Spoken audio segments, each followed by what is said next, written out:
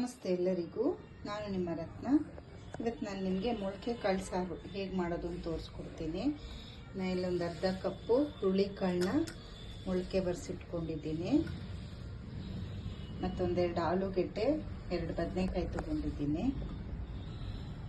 ಮತ್ತು ಇಲ್ಲಿ ಒಂದು 2 ಈರುಳ್ಳಿ, 1 ಗೆಡ್ಡೆ ಬೆಳ್ಳುಳ್ಳಿ, 1 ಇಂಚು ಶುಂಠಿ, ಹಸಿಮೆಣಸಿನ್ಕಾಯಿ, ಮತ್ತು ಒಂದು ಚಿಕ್ಕದು ಅರ್ಧ ಹೋಳಷ್ಟು ತೆಂಗಿನಕಾಯಿ, 1 ಸ್ಪೂನು ಗಸಗಸೆ, 1 ಸ್ಪೂನು ಕಡಲೆ, ಮತ್ತು 1 ಪೀಸ್ ಚಕ್ಕೆ, 1-2 ಲವಂಗ, ಒಗ್ಗರಣೆಗೆ ಈರುಳ್ಳಿ ಮತ್ತು ಕರಿಬೇವು, 1 ಟೊಮೆಟೊ ಹಣ್ಣು ತೊಗೊಂಡಿದ್ದೀನಿ.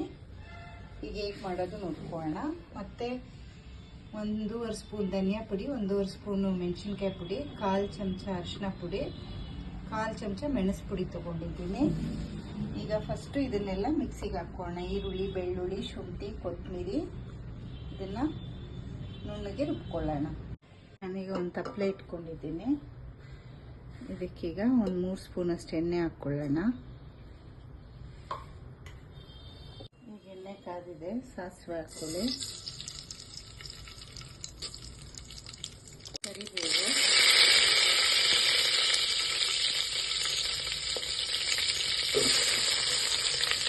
ಈರುಳ್ಳಿ ಹಾಕ್ಕೊಳ್ಳಿ,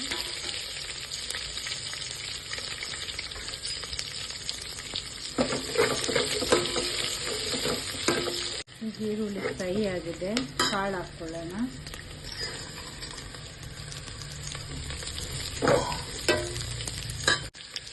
ಆಲೂಗಡ್ಡೆ ಹಾಕ್ಕೊಳ್ಳಿ, ಬದನೆಕಾಯಿ ಕೊನೆಯಲ್ಲಿ ಹಾಕೋಣ, ಅದು ಬೇಗ ಕುಕ್ ಆಗುತ್ತೆ.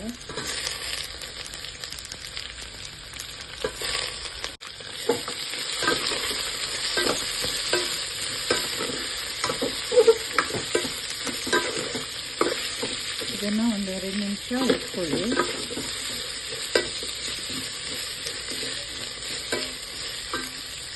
ಈಗ 1 ಟೊಮೆಟೊ ಹಣ್ಣು ಹಾಕ್ಕೊಳ್ಳಿ,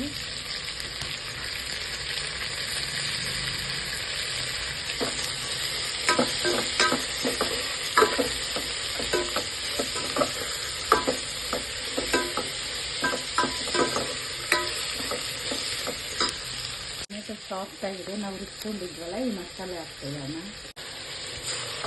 ಈರುಳ್ಳಿ, ಶುಂಠಿ, ಬೆಳ್ಳುಳ್ಳಿ, ಕೊತ್ತಂಬರಿ ಸೊಪ್ಪು ರುಬ್ಕೊಂಡಿದ್ದೆ.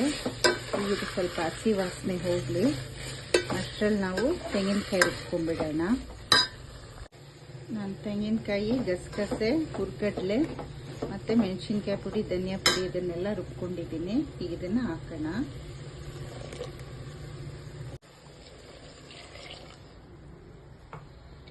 ನೀರು ನೋಡ್ಕೊಂಡು ಹಾಕ್ಕೊಳ್ಳಿ.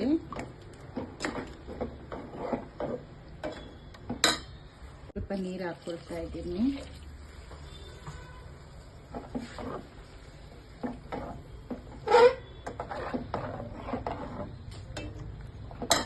ಈಗ ಬದನೆಕಾಯಿ ಹಾಕ್ಕೊಳ್ತೀನಿ. ಈ ಮೊಳಕೆ ಕಾಳು ಸಾರಿಗೆ ಆಲೂಗಡ್ಡೆ ಬದನೆಕಾಯಿ ಹಾಕಿದ್ರೆ ತುಂಬಾ ಟೇಸ್ಟಿಯಾಗಿರುತ್ತೆ. ಬಿಸಿ ಬಿಸಿ ಮುದ್ದೆ ಜೊತೆ, ದೋಸೆ, ಅನ್ನಗೆಲ್ಲ, ಮತ್ತು ಪೂರಿಗೂ ಅಷ್ಟೇ ಒಳ್ಳೆ ಕಾಂಬಿನೇಷನ್ ಇದು. ನಾನೀಗ ಉಪ್ಪೇ ಹಾಕಿಲ್ಲ, 1 ಸ್ಪೂನ್ ಉಪ್ಪು ಹಾಕ್ಕೊತೀನಿ. ಸಾರು ಚೆನ್ನಾಗಿ ಕುದಿ ಬರಲಿ, ಕಾಳೆಲ್ಲ ಬೇಯಲಿ.